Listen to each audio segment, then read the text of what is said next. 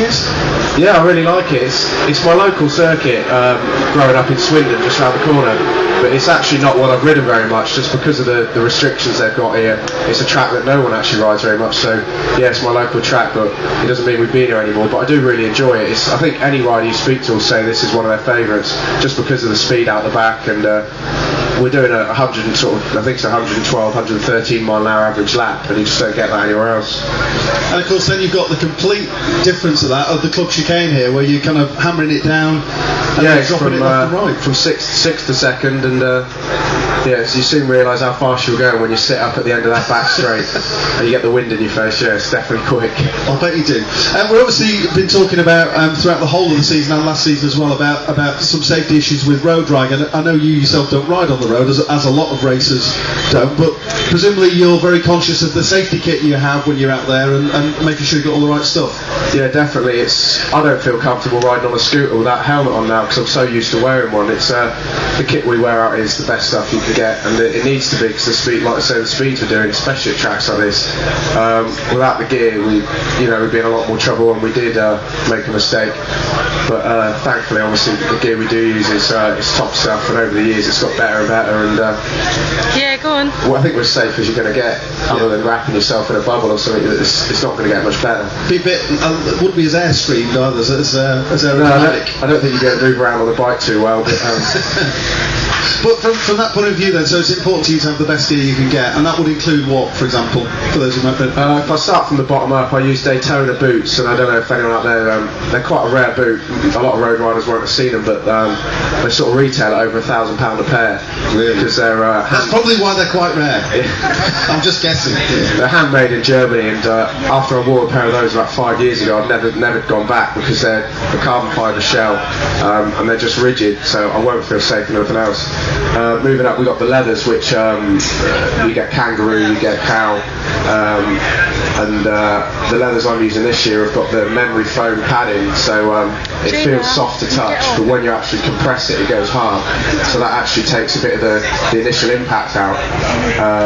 Gloves, most race gloves are as good as the next pair, but the ones I use have got this anti-scaphoid palm, which there's a piece of plastic, so that if you land on your hand, you can keep sliding. Which we try not to do. And up to the helmets, I use a Shui XR1000. It's Shui and Ally, and there's a few other makes out there that racers tend to go for. It's like this expensive helmet, but you can't put a price on your head, can you, really? Absolutely not, absolutely not. Back protector as well, presumably? Yeah, got a Knox back protector in there. It's a bit of a hassle to put on. Road riders might think, it's uncomfortable, they're big, they make the padding, but why ride without one?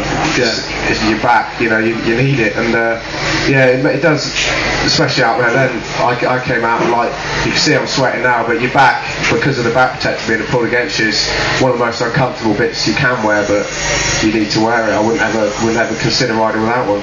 Yeah, I think that's 100% of riders out there wear them. I'm sure your fellow riders wouldn't think about going out without one. No, all those bits of kits mentioned you wouldn't go without, and they're bringing out now neck braces. They're bringing them from motocross into road racing, and it's something that one of the sponsors has asked me to try, so I'm actually quite looking forward to that. It might look a bit strange, but if you can do anything to make it safer, I'm all for that. Keep yourself in one piece. If you're going to come off at 130, that'd be a good idea, I would think.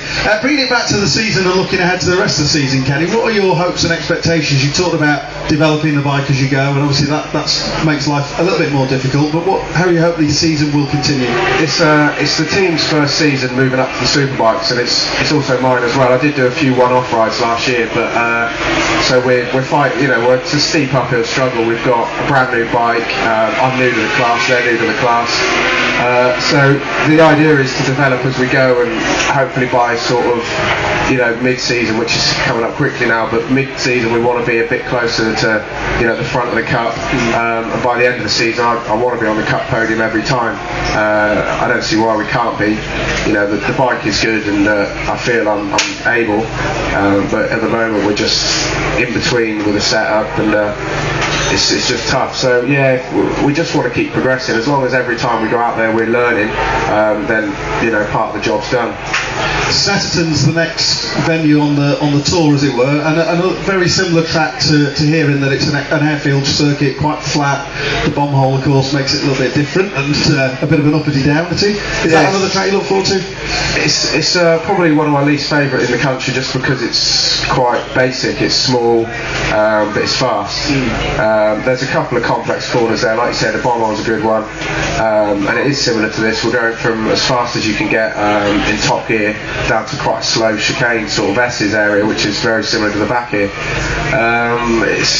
I prefer the more technical tracks out there, the Altons and the Cadwells, just because it's just what I enjoy riding. But Snetterton's good, and it's going to be good going there on a superbike with more horsepower. It's going to be an experience, I think. Yeah, absolutely. I'm sure you'll enjoy it. Well, listen, Kenny, I can't tell you enough how much we appreciate straight out of his leather, straight off the bike, straight over here to chat with us. Much appreciated. Please give it up for Kenny Gilbertson. Thank you. And we'll watch for the 32 next time out.